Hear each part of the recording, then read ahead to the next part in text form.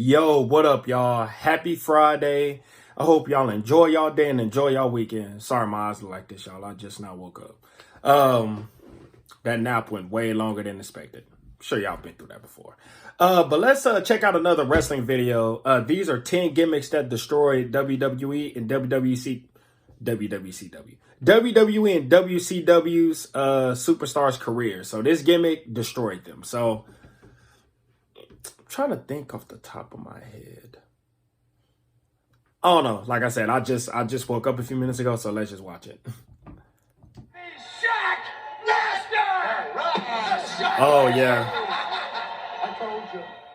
Now, there have been some legendary gimmicks over the years, and some gimmicks are so good that it's hard to imagine a wrestler with, well, any other gimmick. For instance, The Undertaker, Kane, Mr. Perfect, Kurt Angle, and the $1 Million Man all had memorable gimmicks that not only lasted the test of time, but as a result had a successful career out of it. Yep. On the flip side, there are sadly instances where a wrestler's gimmick is so bad that it can actually destroy their career. The gimmick is so poorly received that there's simply no coming back I for forgot that about superstar. Stardust. And whatever they try to do to save their career and their position, they simply can't. But which gimmicks were they? Well, join us now as WrestleMania looks at 10 gimmicks that destroyed a wrestler's career forever. Be sure to subscribe and hit that notification bell for daily wrestling videos, and follow us on Facebook for exclusive lists.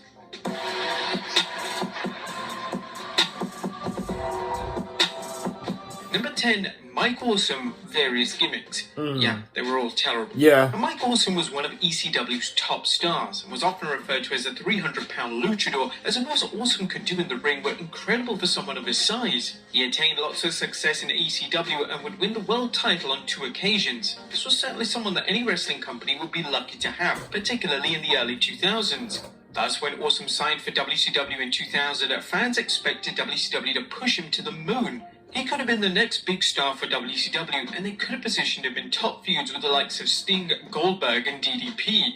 Instead of pushing Awesome to the moon, Creator decided to give Awesome 2 gimmicks, and both were downright ugly. One of his gimmicks was known as that 70s guy that saw Awesome act like he was from the 70s, but the crowd had zero idea what to make of the gimmick. His more infamous gimmick was known as the Fat Chick Thriller, and this involved Awesome attempting to sleep with, well, overweight women. Oh, you Awesome gotta had be so kidding much me. potential, so it was a massive shame to see WCW utilize absolutely zero of his true talent.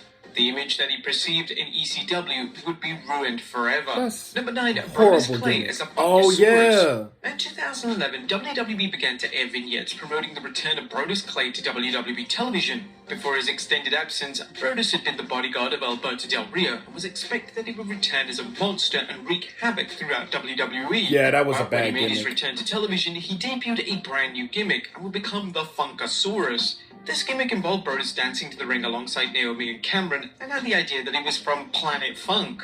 Does Flash Funk come from there as well? Although the gimmick was downright awful, WWE persisted with it and even gave Brodus a segment on WrestleMania in 2012. As the gimmick ran its course, they tried to do everything in their power to make the gimmick work. They would turn Brodus heel, but this did little to save his career. Brodus would be released in 2014 and would never wrestle for the WWE ever again. In relation to how the gimmick came about, Brodus discussed the idea for the gimmick during an interview with Wrestling 365. He revealed, "Seeing me in the back cracking jokes and just being myself or whatever, the boss said, 'Are you sure this is the right way we want to go?' I said, 'So what if we do this instead?' I was kind of surprised and kind of nervous and didn't know if I could pull that off, as the dancing stuff really isn't who I am at all. But cracking jokes with a smile, I do that all day and joke around with the boys all the time. I'm always running my mouth and stuff, talking trash, things like that. But I never really thought of myself as a dancer." Number 8, Matt Morgan, stuttering gimmick. Yep. Madison Square Garden has never seen anyone quite like Matt. When Matt Morgan resurfaced in 2005, WWE believed that his size and ability alone would get him over with the fans. They wanted Morgan to have a stuttering gimmick, and as you can imagine, it fell completely flat. According to Morgan, he absolutely hated the gimmick and revealed that Vince McMahon believed he could pull off the gimmick, that it gave him an Achilles heel. The gimmick ultimately ruined Morgan's WWE run, as he would only last a few months in the company following his reappearance in 2005. Morgan's stuttering gimmick was a classic case of Vince putting a gimmick on a superstar to make himself laugh, rather than create a successful character in WWE that could Come actually on, make some money. Vince. Number 7, Paul Burchill. I fancy my sister Oh, gimmick. yeah, I remember I don't know him. what else to call it. Paul Burchill had a total of 2 infamous gimmicks during his Was run he in like a WWE. pirate? One of his gimmicks was that he would become a living, breathing pirate. Now, although the concept was creative, it failed to get over to the degree WWE wanted, and fans found it to be a little bit too childish. Vince McMahon pulled the gimmick as he somehow didn't know the Pirates of the Caribbean movie existed, and he decided to come up with a new gimmick. Somehow, the second gimmick idea was even worse. Burchill will be paired with his on-screen sister, Katie Lee, and the two would work a storyline where it was heavily implied there was a relationship between the two. It was extremely bizarre, and it was ultimately cut short when WWE transitioned into a PG product in the summer 2008. Number 6, Percy Satin, Moppy. Percy Satin was one of the best all-round workers in ECW and WCW in the late 90s, so when he joined the WWE in 2000 alongside Guerrero, Benoit, and Malenko, it was expected that Satin would have a solid and successful run in the company. Unfortunately, this wasn't the case. Although Satin's run started off strong, it wasn't before long that Satin would be given one of the most unusual gimmicks in WWE history. Following receiving head trauma during a match with the APA, Satin began to act incredibly different. He would become more erratic, and for some reason, he fell in love with a mop known as Moppy. It's believed that the gimmick was given because of his full-blown shoot with Mike Bell, nearly resulting in serious injury. It would all come to an end after Raven destroyed Satin's beloved Moppy in the wood chipper. The gimmick would come to an end following the match, and Satin would really never have another chance at success in WWE ever again. He would be released in 2002 and would never make a return to the company. Number 5, Fred Upman, the Shockmaster. Fred Upman had a relatively successful career in WWE between 89 and 93. He would have 2 different gimmicks during his career, the most famous of this being Typhoon, as he would join forces with Earthquake to create the natural disasters in what would be a well-regarded tag team combination. In 93, Upman decided to join WCW, and instead of using the gimmicks similar to those he used in WWE, WCW would put a brand new gimmick on him. He would become the Shockmaster. At this point in time, I don't think we need to explain who is the Shockmaster, as you most likely seen him in just about every botch video possible. The gimmick, however, was dead within the first 5 seconds of him being on WCW television. They persisted with the gimmick, but fans simply couldn't take it seriously, and by January of 1994, he was gone from WCW completely. He would never resurface in WCW ever again.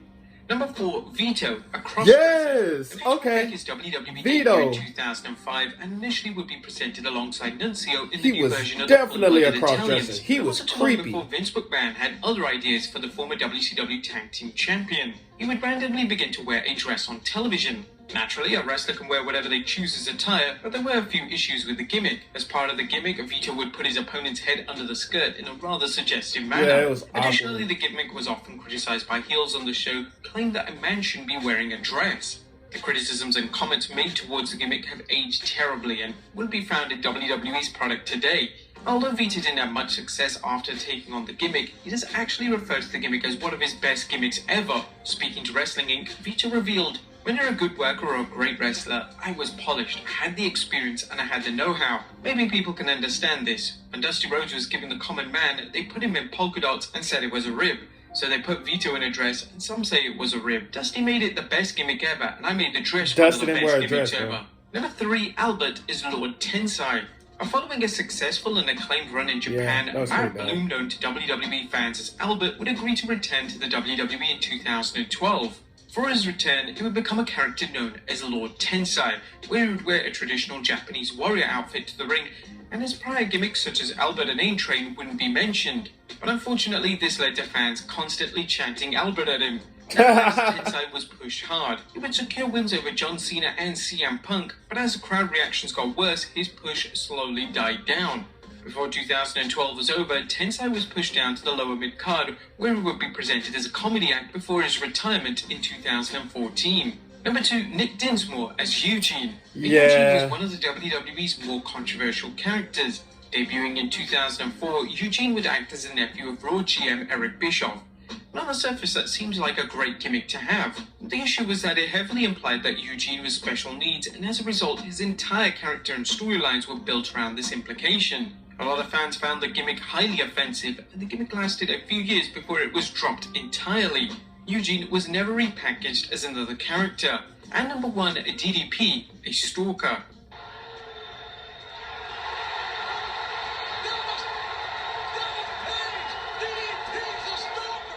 And Diamond Dallas Page was one of the top stars at WCW. Yeah. He won the WCW title a total of 3 times during his career and had a number of notable matches and feuds with the likes of Macho Man Randy Savage and Goldberg.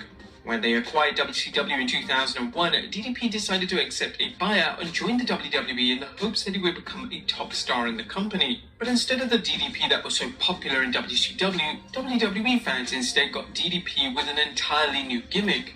He would become a stalker, and he would stalk The Undertaker's wife in one of the worst storylines ever.